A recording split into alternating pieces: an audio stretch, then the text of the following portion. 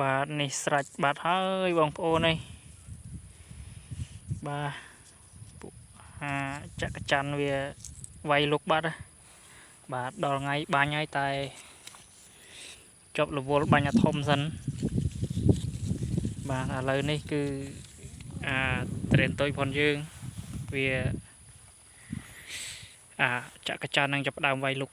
ខូចអស់ប្រមាណត្រួយបាត់ហើយដើមខាងនោះមិញត្រូវខ្លះដែរ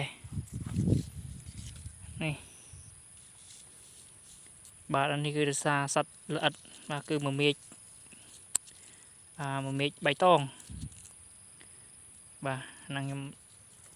ដឹងគេហៅអីដែរដូចជាមមាញបៃតងអញ្ចឹងណានៅខ្មែរយើងបាទនេះស៊ីទៅរួញ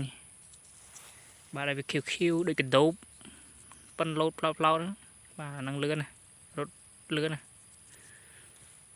បាទជាប់បាញ់អាធំឥឡូវតូចនេះសត្វលះអត់ទេអញទៅយប់មិញបាទអាចយប់មិញបាទទៅស្រោកក្រៀមខ្លោចតិចអូអត់កើតទេតោះតាបញ្ញាប់តិចបានកើតបាទបានបាញ់ម្សិលមិញម្សិលមួយថ្ងៃបានត្រូវដាប់នេះក៏ដែរអូស្លឹកកំពុងតែល្អបងប្អូនអើយឥឡូវអាមេឃនឹងលៀងអស់ប្រហែលត្រួយប្រហែលនេះបាទចោលបាទ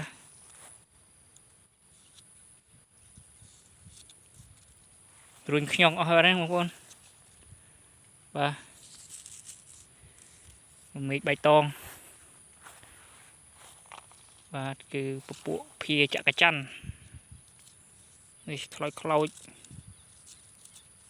រួញលមូលនេះអានេះគឺស្លោកគាត់យកវាស្អែកឡើងស្អែកអាចក្រៀមអស់នេះ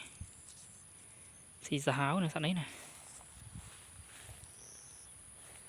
អានេះធ្លាប់ជួបរដងជួបតែពេលដែលវាស៊ីហើយរៀងយូរហ្នឹងពេលដែលយើងឃើញទៅវាខ្លោចមកកណាត់ស្លឹកលមូលរួញបាទតែនេះហើយវាថ្មីដល់អញ្ចឹងវាអត់តន់ខ្លោចវាទៅតែស្លោកបាទអត់តន់សអត់តន់ក្រៀមបាទស្លឹកត្រេនកំពុងតែល្អកំពុងស្អាតឥឡូវមានមមាញចាប់ដើមវាយលុកខូចអស់ប្រមាណត្រួយអូមានច្រើនដើមហ្នឹងបងប្អូនអើយអត់កើតទេនេះបានសេរីយប់នេះល្អហើយប៉ុនយប់នេះបាញ់មិនទាន់បាញ់ជុំជន់ពូវែកចឹកងាប់អូដល់កខូចអស់មិនចេះតិចត្រួយនេះដើមនេះអស់មកគោកចប់បាទបងប្អូនជឿមកចំហៀននេះវាទឹមតវៃថ្មីមើលរួញលមូលអស់បាទបងប្អូនអស់ច្រើនដើមដែរដាក់ផ្សេងនេះដល់នេះត្រួយល្អចៃលបុដាប់នេះគូត្រូវដែរអូស្រាច់បាត់ស្រាច់ហើយនេះឆ្លោកអស់លីង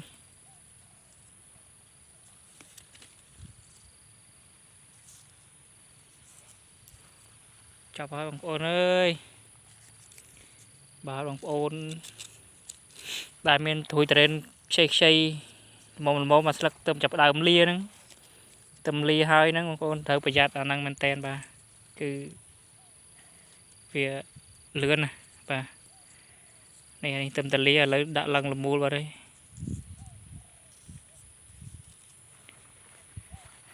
បាទអាចថាមួយទឹកបាញ់ឬក៏5ថ្ងៃបាញ់ម្ដងល្អបាទបងប្អូនសម្រាប់ដើមត្រេនយើងតូចត្រួយខ្ចីបាទកាលណាយើងមើលថែត្រួយមើលថែស្លឹកវាបិទដិតដល់បានល្អគឺត្រេនរបស់យើងគឺធំលឿនបាទការលូតលាស់វាបានល្អគឺវាឆាប់ធំបាទកាលណាស្លឹកចេញមកមួយឈុតមកខូចអស់មួយឈុតខូចអស់អញ្ចឹងធំអត់រួចទេបាទនៅតែក្រិនរែងហ្នឹងឯងបាទដូចដើមនេះគឺកំពុងតែលូតលាស់ល្អបាទធំលឿនមែនតើដើមនេះ ឥឡូវវាមកខូចអស់ប្រហែលត្រួយបាត់បាទភាគច្រើនដូចខូចតែខាងជ្រុងខាងកើតបាទជ្រុងខាងកើតខូចច្រើនតែជ្រុងខាងលិចអត់អីបាទហ្នឹងវាមកតាមខ្យល់តាមអីហ្នឹងបងប្អូនអាចខ្យល់បក់មកវឹបចឹងវាមកចុះមកទៅតាណាវាដាក់ត្រឹងប្រាវខូចអស់ខូចបជ្រុងបាទនេះដាំនេះចឹងដែរនេះខូចតែមួយជ្រុងខាងហ្នឹងខាងមុខខ្យល់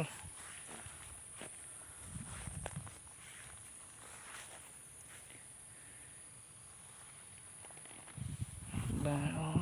តែខាងហ្នឹងមែនបងប្អូនអើយខាងក្រោមខ្យល់អត់អីទេខូចខាងមុខខ្យល់នេះល្មូលក្រៀមកពិតបាត់ហើយនេះស្អែកឡើងឃើញឆេះ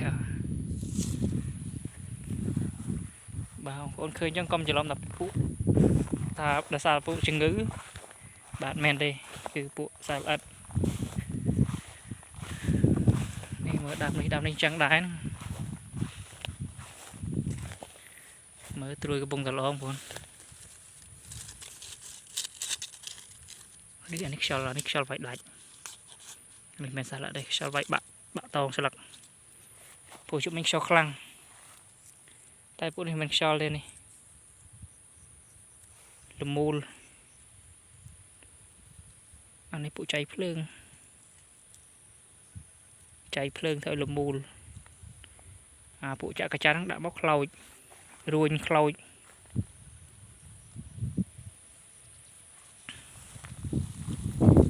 បាទចឹងថាកូនត្រេនតូចពួកយើងគួរតាកាត់តែងមែកខាងក្នុង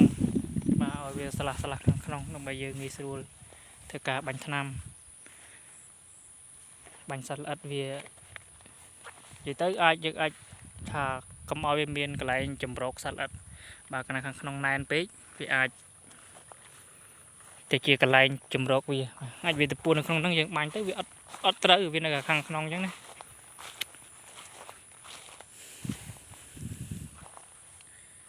បាទមកដើមនេះអត់អីត្រួយទឹមចេញអត់អីខូចអស់ច្រើនដើមដែរ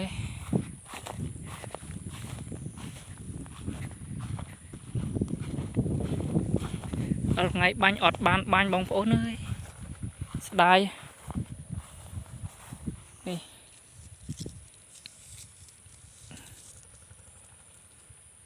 អញសុខូចអូខំថែឡើងអស់ពីចិត្តណាឥឡូវមកខូចអស់តែវាខូចតិចតួចបាទហើយវាទៅតែចោះតិចតួចអត់អីទេបាញ់តាន់អាហ្នឹងអត់អីតែបើថាអត់បាញ់អត់តាន់អត់អីនឹងកើតជាអីវិញហើយបាទតែអត់តាន់ចប់ហើយបាទនេះអូច្រើនបងប្អូនអើយសឹងថាចង់នឹងគ្រប់ដើមដែរបងប្អូនល្មូលហើយបាទនេះមកនេះ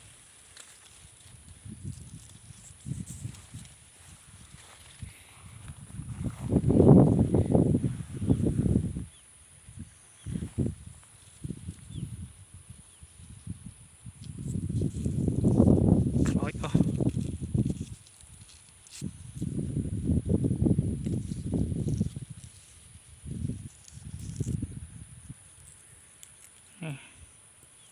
រួញគូតកវហើយ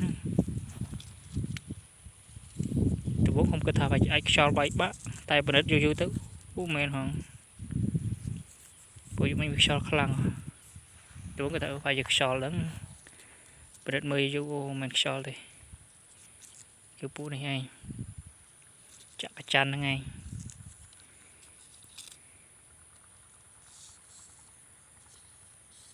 នេះឃើញខ្លោចក្រៀមមកបងប្អូនកុំច្រឡំថាជាជំងឺជាអីក៏ពិតមិនមែនទេបាទអានេះពួកសត្វមមាញបៃតងបាទ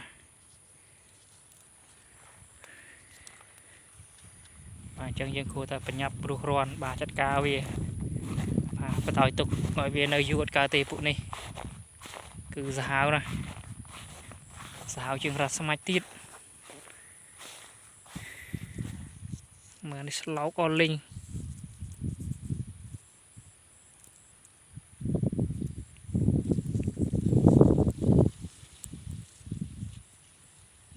គេនេះសភាពមិនសភាពបែប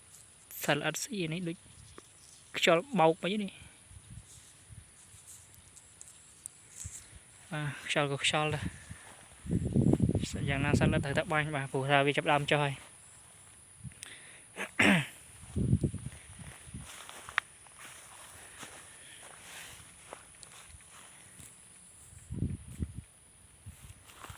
បាទនេះទេសភាពនៅក្នុងចកាត្រេនទូចបាទគឺកំពុងតែលូតលាស់បានយ៉ាងល្អបាទតែអត់តាន់បានកាត់តែងមែកតែងអីខាងក្នុងទេនៅស្ដុកនៅឡើយទេបាទតែសម្រាប់ខ្ញុំ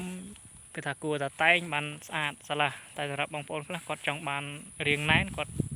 ថាទុកណែនទៅស្អាតបាទតែទុកណែនហ្នឹងវាអាចធ្វើឲ្យ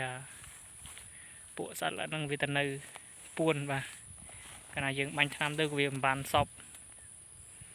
ព្រោះថាលឹកវាណែនយើងបាញ់វាមិនចោះអញ្ចឹងបងប្អូនបាទព្រោះថាដើមតូចៗយើងបាញ់ជាធុងស្ពាយវាចេញតិចមិនដូចម៉ាស៊ីនធំទេបាទទៅបាញ់ម៉ាស៊ីនធំគុំកើតទេបងប្អូនកាលណាដាក់ទៅវាអាចជ្រុលដាច់ស្លឹកដាច់អីអស់ដែរបាទអញ្ចឹងវីដេអូនេះគឺអត់មានអីច្រើនបងប្អូនគឺគ្រាន់តែដើរពិនិត្យស្លឹកត្រេនណាព្រោះថាយើងដល់ពេលបាញ់តែយើងអត់បានបាញ់អញ្ចឹងដើរមើលវាមិនទៅហើយឥឡូវឃើញមែនកំពុងតែចិត្តវល់ហើយបាទបាយបាយបងប្អូនអរគ្នា